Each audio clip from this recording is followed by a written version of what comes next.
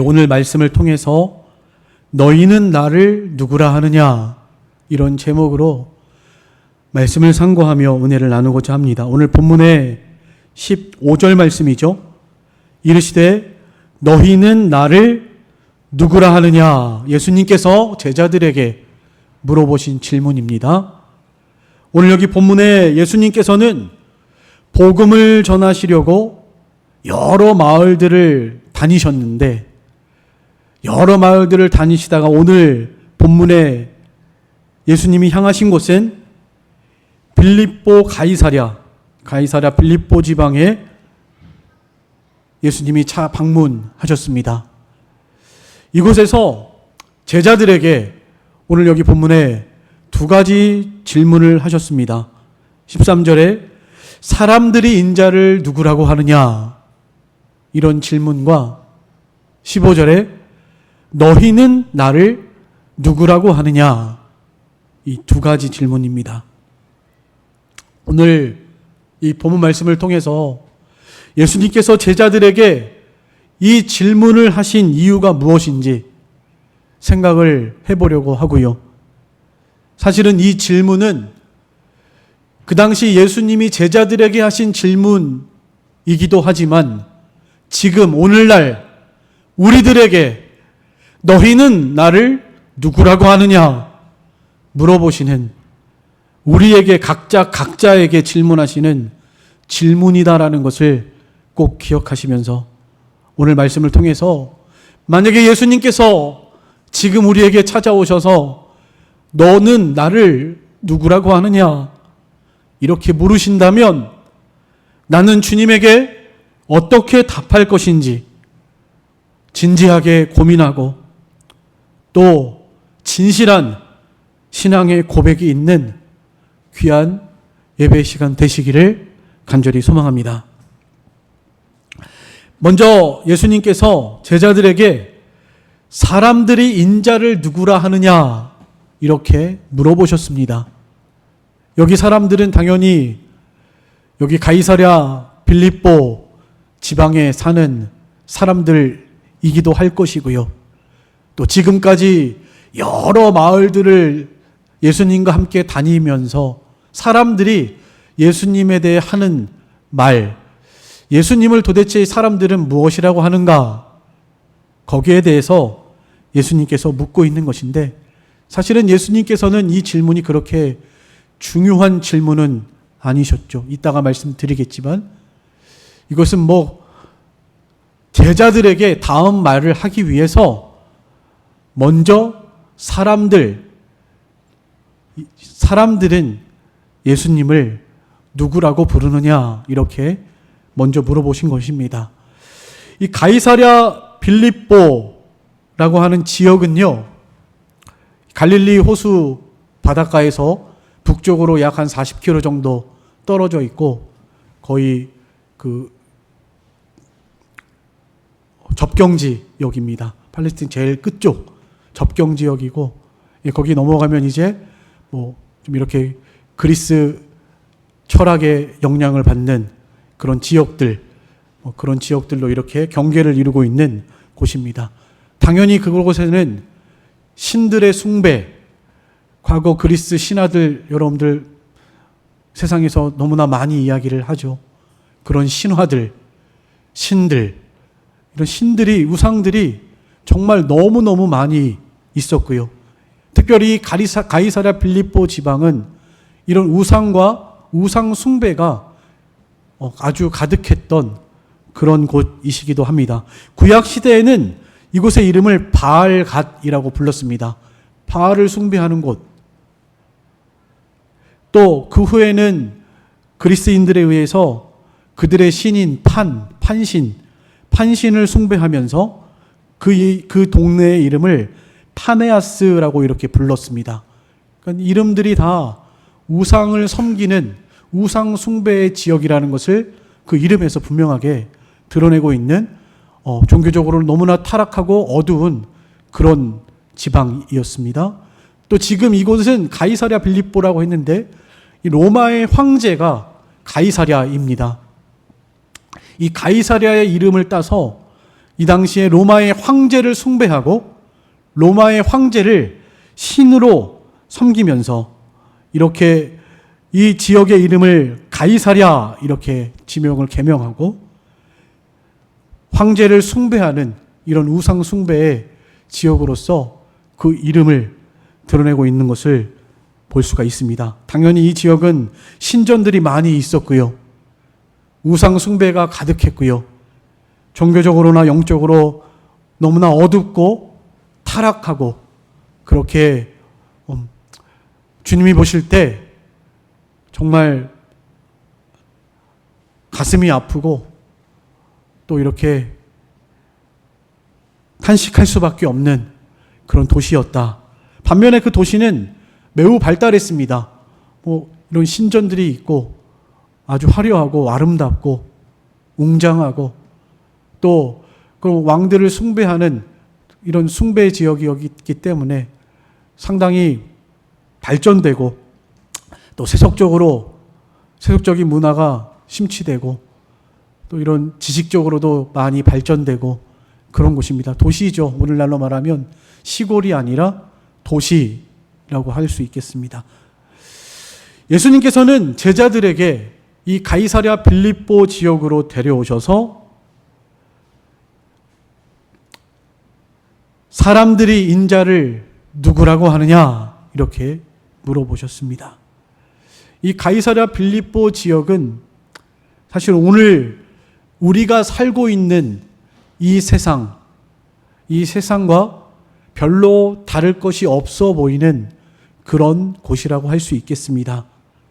화려해 보이고 아름다워 보이고 풍요로워 보이고 자유롭고 또 때로는 웅장하고 위대하고 그렇지만 세상 향락과 온갖 죄악과 우상 숭배와 죄악이 관영하고 타락한 이 세상이라는 것을 우리는 볼 수 있습니다.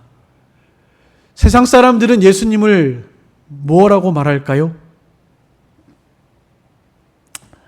예수님께서 지금 그걸 물어보시는 거예요.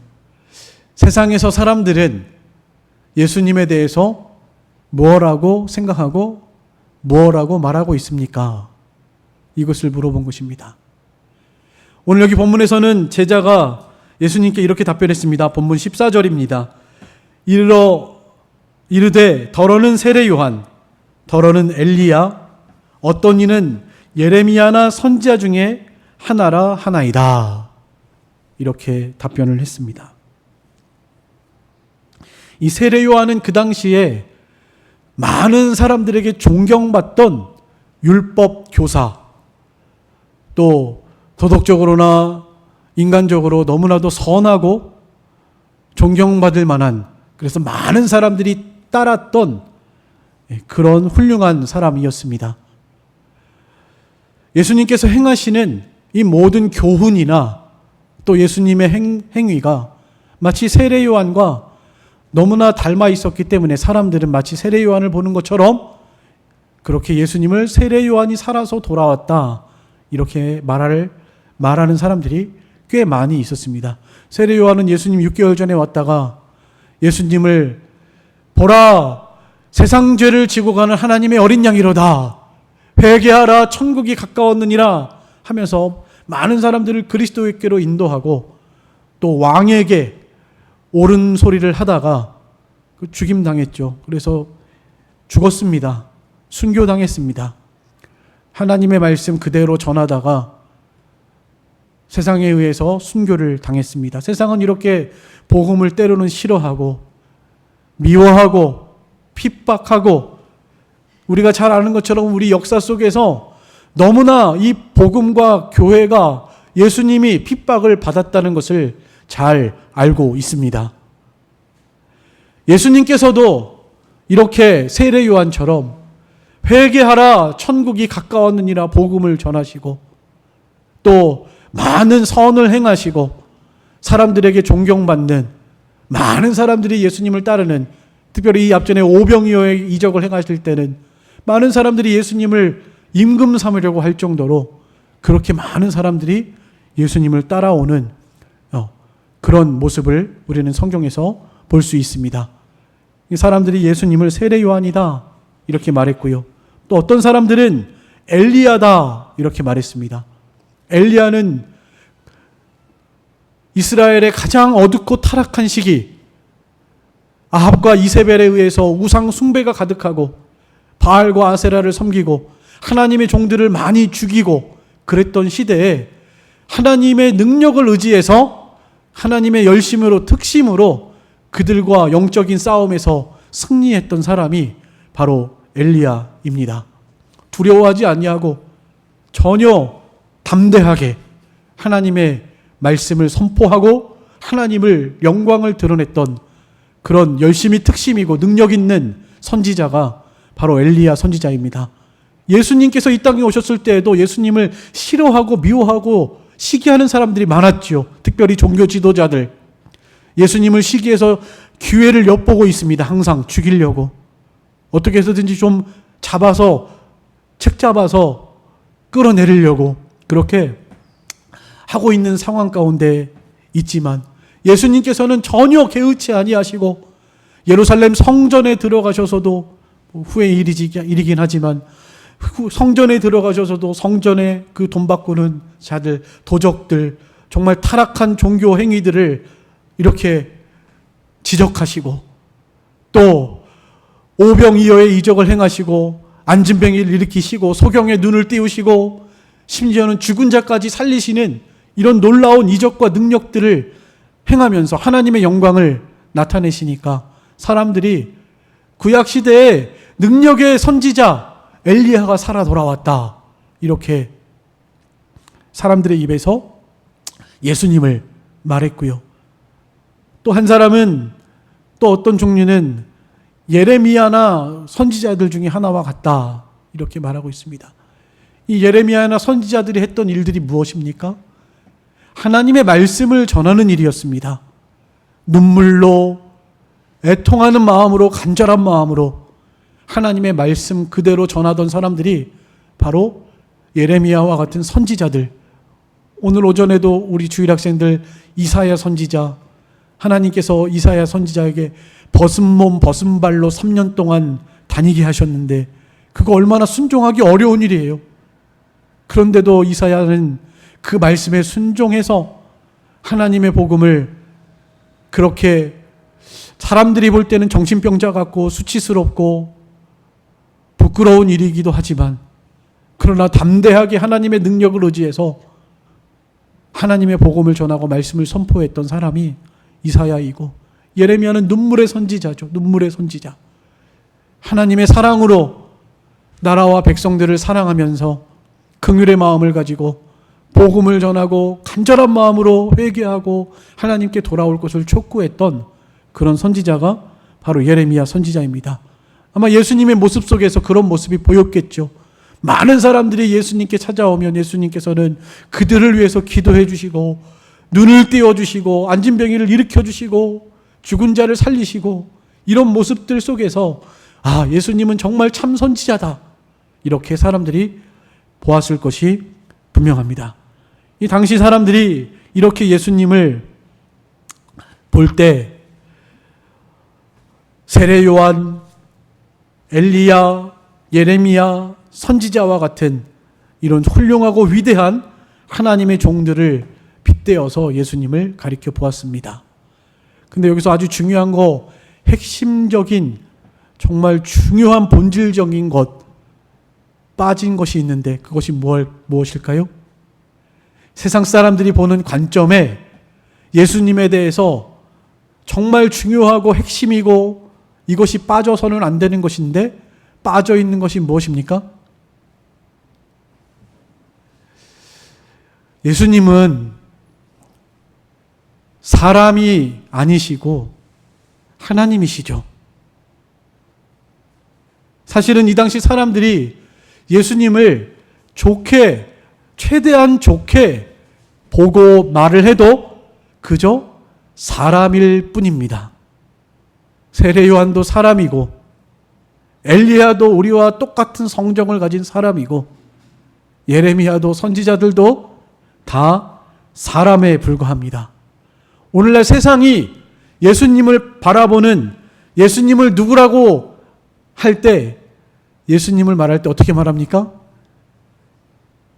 물론 예수님을 아주 싫어하는 사람도 있죠. 바리새인 종교 지도자들이 그랬던 것처럼요.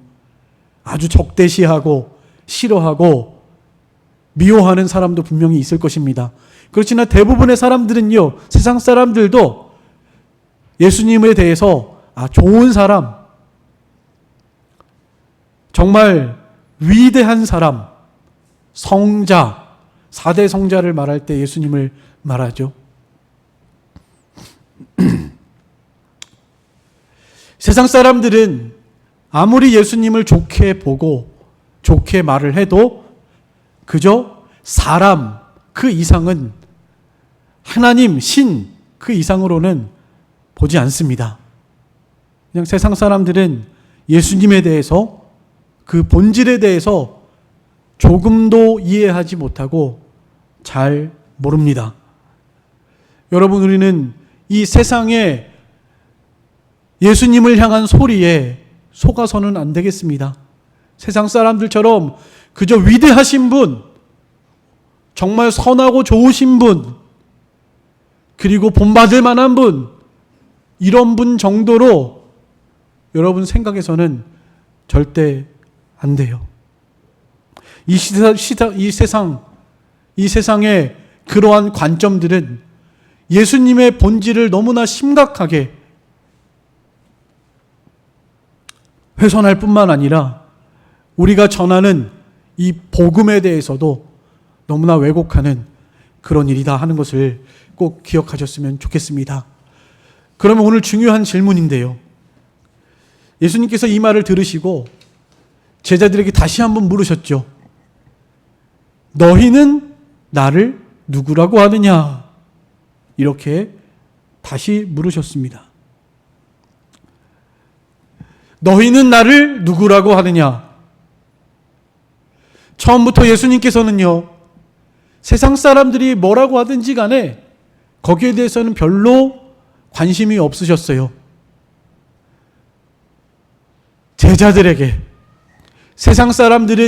세상은 예수님을 잘 알지 못하고 그저 선생 정도로, 좋은 사람 정도로, 선지자로 알겠지만 너희는 그러면 나를 어떻게 보느냐? 나를 누구라고 아느냐? 이렇게 물으신 거예요.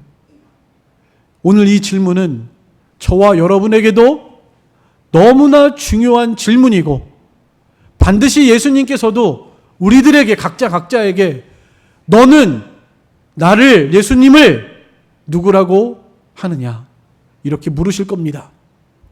여러분은 예수님을 누구라고 고백하십니까? 이 고백은 정말 우리의 신앙에 중요한 일이에요. 이 고백 위에 이따 말씀드리겠지만 교회가 세워지고, 이 고백 위에 하나님의 구원과 은혜가 임하게 될 줄로 믿습니다. 이 신앙 고백이 너무나 중요합니다. 오늘 이 시간에 예수님께서 나에게 너는 나를 누구라고 하느냐? 이렇게 물으실 때 여러분들 가슴에 손을 얹고 진실하게 정말 하나님께 고백이 있는, 이 신앙의 진실한 고백이 있는 여러분들이 되셨으면 좋겠습니다. 오늘 여기 본문에서는 베드로가 이렇게 고백을 했습니다. 16절 말씀입니다. 한번 다 같이 읽겠습니다. 16절은요. 16절, 본문 16절 다 같이 읽겠습니다. 시작. 시몬 베드로가 대답하여 이르되 주는 그리스도시요 살아계신 하나님의 아들이시니이다. 아멘. 주는 그리스도시요 살아계신 하나님의 아들이시니이다. 이렇게 베드로가 고백했습니다. 그리스도라고 고백했죠. 그리스도. 여러분들이 아는 예수님은 어떤 예수님이십니까? 여러분들 마음속에서 진실하게 고백되는 그 예수님은 어떤 분이십니까? 오늘 베드로가 고백하고 있는 이 고백 속에서 그 답이 분명하게 기록이 되어 있습니다. 예수님은 주님이세요. 그리고 그리스도이십니다. 사실은 이 주라고 하는 것은요, 헬라어 원역상에는 당신이라고 번역합니다. 영어 성경에도, 여러분들 가지고 계신 영어 성경에도 주라고 번역되지 않았고요, you라고 번역되어 있을 겁니다. 원래는 당신입니다. 그러니까 당신은 그리스도십니다. 예수님을 가리켜서 그리스도라고 그렇게 고백하고 있는 것입니다. 오늘 중요한 포인트는 그리스도라고 하는 것입니다. 그리스도는 구약 히브리어로는 메시아입니다. 이스라엘 백성들이 기다리고 사모하는 구원자 메시아를 가리켜서 그리스도라 이렇게 불렀던 것입니다. 그러니까 베드로가 이렇게 그리스도라고 고백한 것은 당신은 하나님이 우리에게 약속하신 우리를 구원하실 구원자이십니다. 이런 의미의 고백이라고 할 수가 있겠습니다.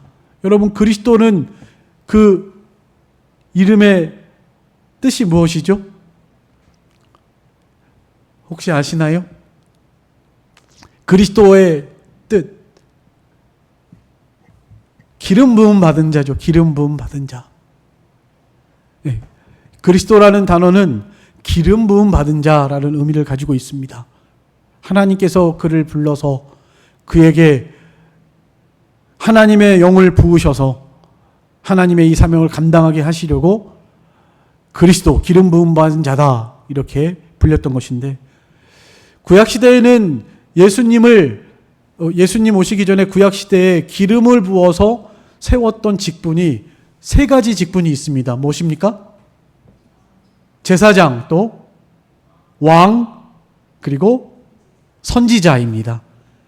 선지자, 제사장, 왕을 기름을 부어서 세웠습니다. 예수님은 기름 부음 받은 자로서 우리를 위한 선지자로, 또 우리를 위한 제사장으로, 우리를 위한 왕으로서 완전한 하나님의 나라를 건설할 하나님 나라의 왕으로서, 구원자로서 이 땅에 우리에게 임하신 것입니다. 그래서 그리스도예요. 예수님은 참 선지자시죠. 선지자가 하는 일이 무엇이었습니까? 하나님의 말씀을 그대로 대언하는 거였습니다.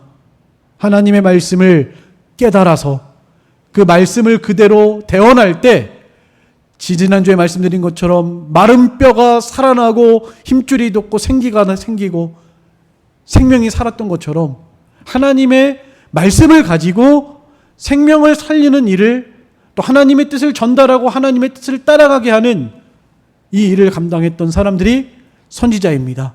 예수님은 참 선지자시죠. 우리를 위하여 하나님의 어린 양으로 이 땅에 오셔서 하나님께서 약속하신 그 하나님의 아들 예수 그리스도로 말미암아 멸망치 아니하고 영생을 허락하신 하나님의 약속을 성취하시고 이루시는 선지자, 참 선지자이셨습니다. 예수님이 이 땅에 오셔서 선지자와 같이 복음을 전하시고 하나님의 뜻을 온전히 전달하셨습니다. 그리고 예수님은 제사장이시죠.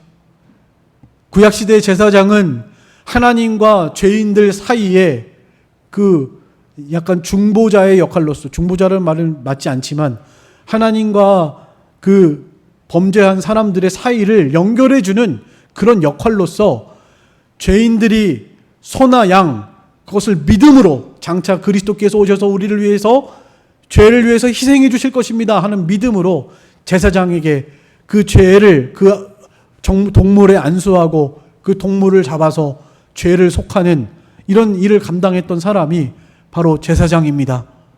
예수님은 우리의 참 제사장이시죠. 대제사장이십니다. 구약시대에는 소나 양을 여러 번 드렸죠. 또 그 피로는 사실은 죄를 속할 수 없습니다. 믿음이 아니고서는 불가능한 일입니다. 그 실체가 바로 예수님이시죠. 제사의 실체, 제사장의 직분의 실체, 우리의 대제사장이신 예수님 자신을 십자가에 단번에 들이셔서 우리의 모든 죄값을 대신 담당하신 그분이 바로 그리스도 예수님이십니다. 여러분들도 예수님을 그렇게 믿고 고백하시죠? 나의 모든 죄를 예수님이 십자가로 친히 담당해 주셨음을 믿습니다.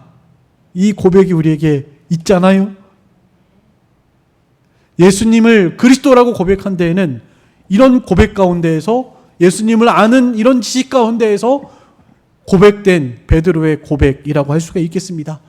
또 예수님을 왕으로, 구약시대에 왕을 세울 때 기름을 부어서 세웠는데, 왕은 어떤 사람이죠?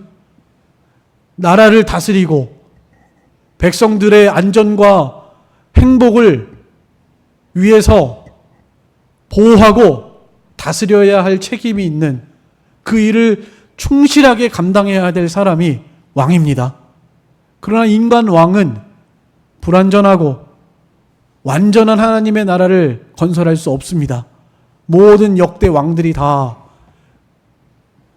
죄를 범하고 하나님 앞에서 진노와 징계를 받고 백성들에게 이런 참된 자유와 안식을 주지 못하고 결국에는 왕들이 다 이렇게 하나님을 멀리 떠나고 멸망을 당하는 이런 역사가 성경에 기록되어 있습니다. 그렇지만 그 왕의 직분은 너무나 중요한 일이죠. 예수님은 완전한 왕이십니다.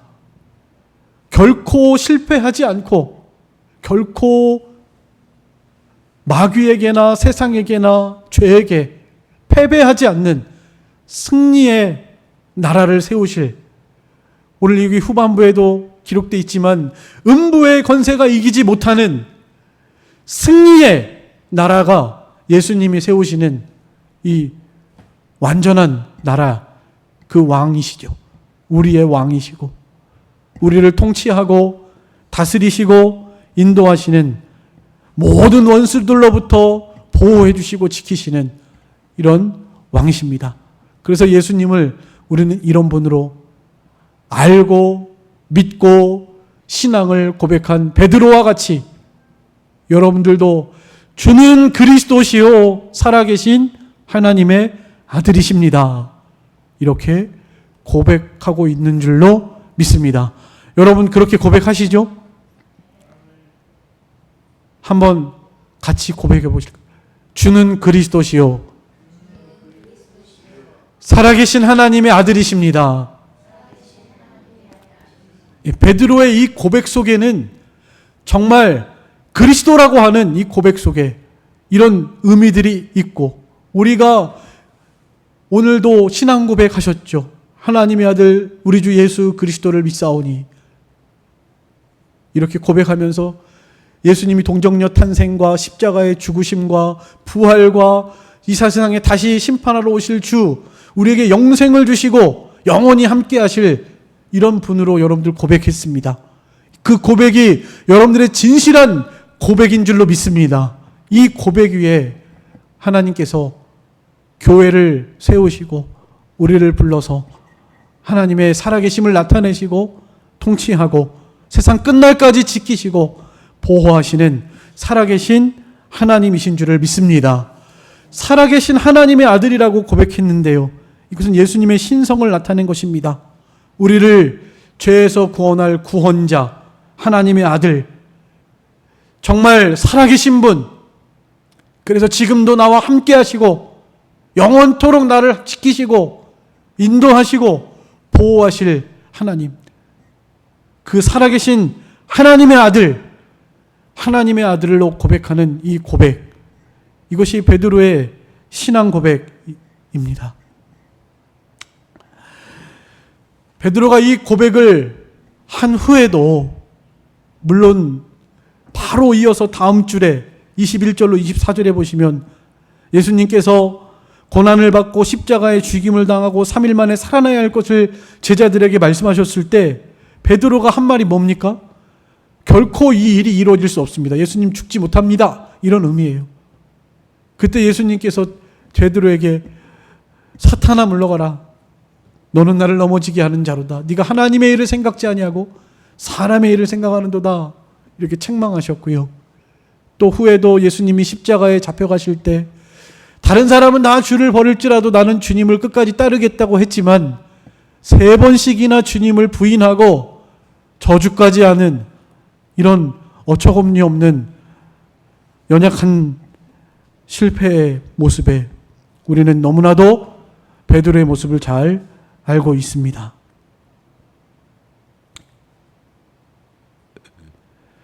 사실은 우리도 베드로처럼 주님은 그리스도십니다. 또 살아계신 하나님의 아들이십니다. 나를 구원하시고 나를 모든 죄에서 건져주실 분입니다. 라고 믿고 고백하지만 우리의 삶 속에 이 베드로의 연약한 모습, 베드로에게 있었던 우리 인간의 육신의 너무나도 무능하고 부패하고 연약한 이런 모습을 발견하지 않을 수 없습니다. 베드로가 이렇게 고백했지만 사실은 그 고백이 진실한 고백이긴 하지만 여전히 그는 연약하고 무능하고 부패하고 잘하지 못하는 그런 상태에 있었다라는 것을 우리는 알 수 있습니다. 그런데 하나님께서는 이 베드로가 이 고백을 할 때 뭐라고 말씀하셨습니까? 바요나 시몬아 내가 복이 있도다. 이를 내게 알게 하니는 혈육이 아니요 하늘에 계신 내 아버지시다. 이렇게 말씀했습니다. 네가 복이 있다. 복이 있다라고 예수님께서 말씀하셨습니다. 여러분들 예수님을 그리스도로 살아계신 하나님의 아들로 진실하게 고백되십니까?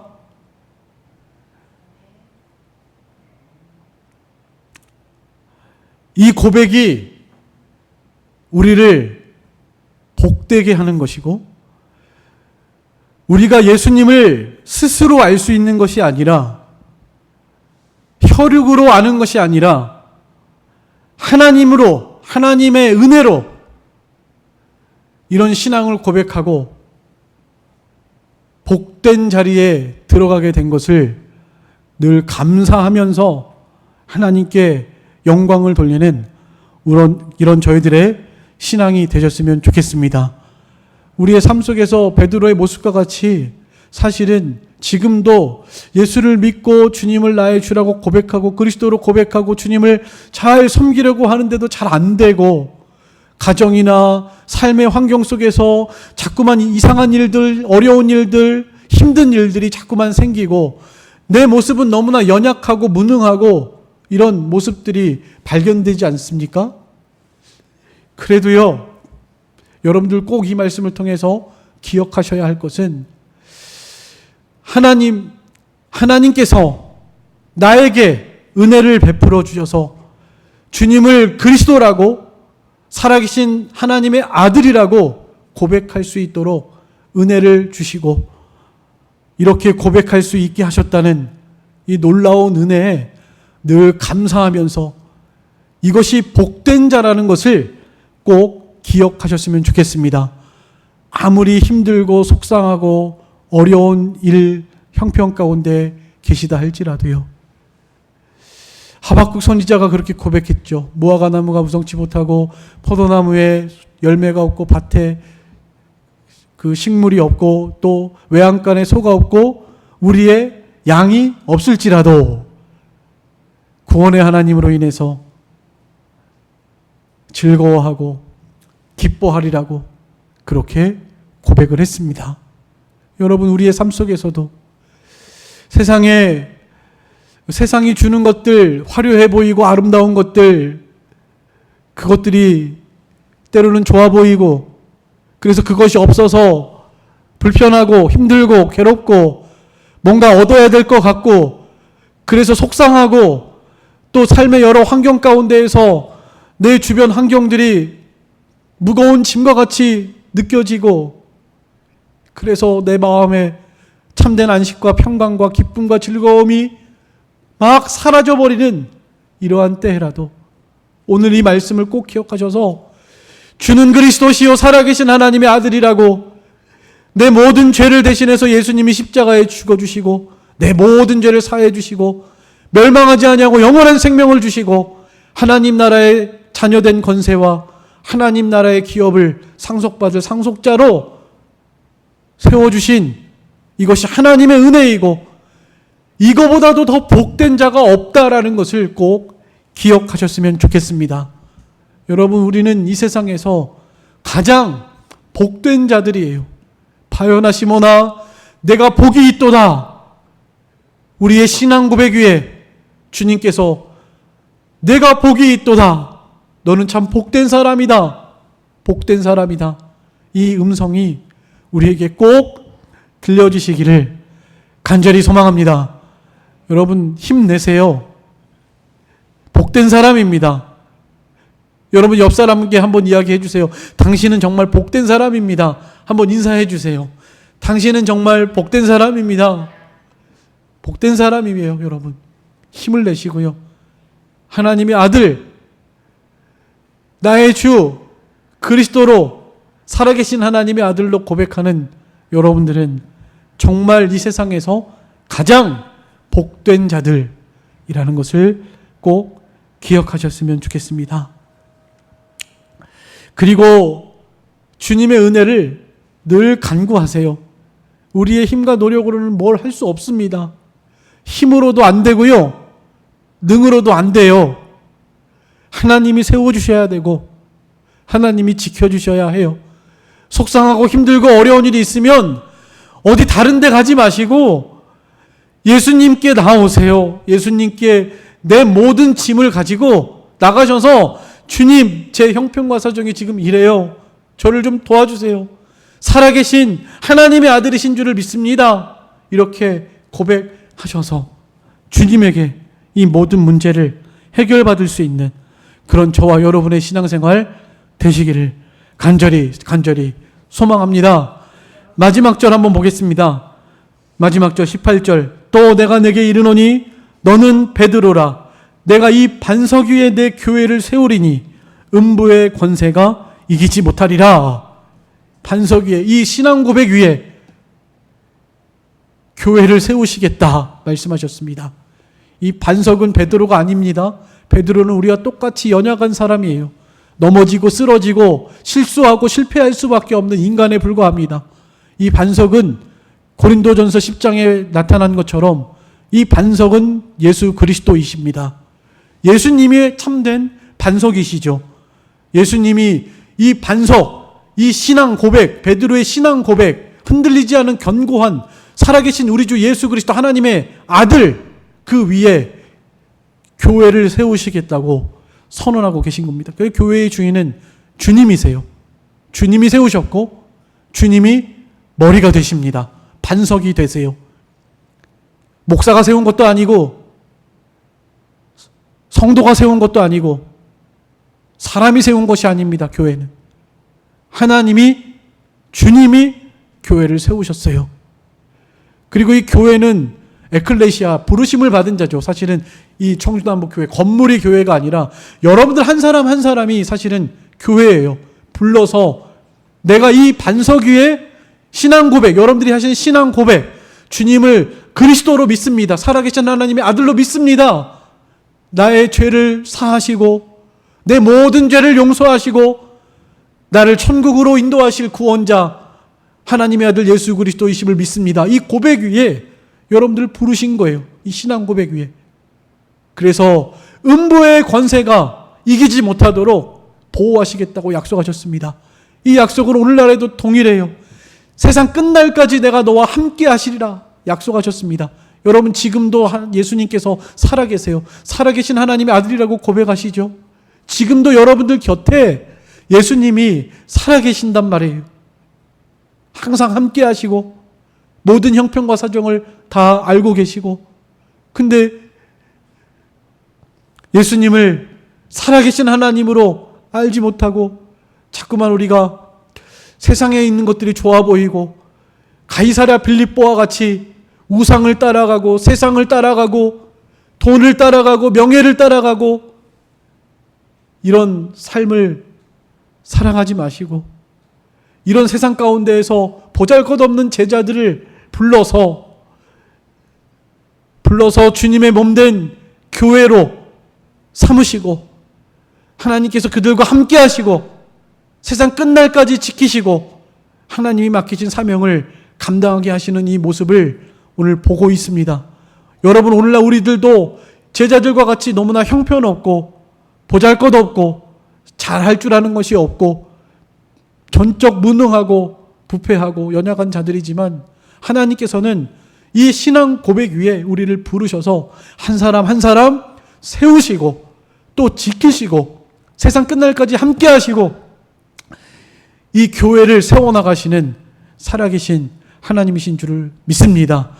여러분, 세상은 망해도 교회는 망하지 않습니다. 아무리 세상이 교회를 핍박하고 잔멸하려고 해도 그렇게 할 수 없어요.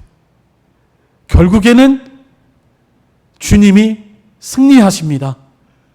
말세에도 교회의 환난과 핍박이 주님의 재림의 때가 가까우니 때 분명히 있을 것인데 두려워하지 마시고 하나님의 나라가 반드시 승리한다. 음부의 권세가 절대 이기지 못한다. 이 말씀을 꼭 가슴 깊이 새기셔서 세상의 우상에 절하지 마시고 하나님의 말씀에 주님 앞에 굴복하고 주님 앞에 절하고 주님만 따라갈 수 있는 그런 저희들의 신앙생활 다 되시기를 간절히 소망합니다. 오늘 말씀을 기억하시면서 우리 잠깐 통성으로 기도하겠습니다.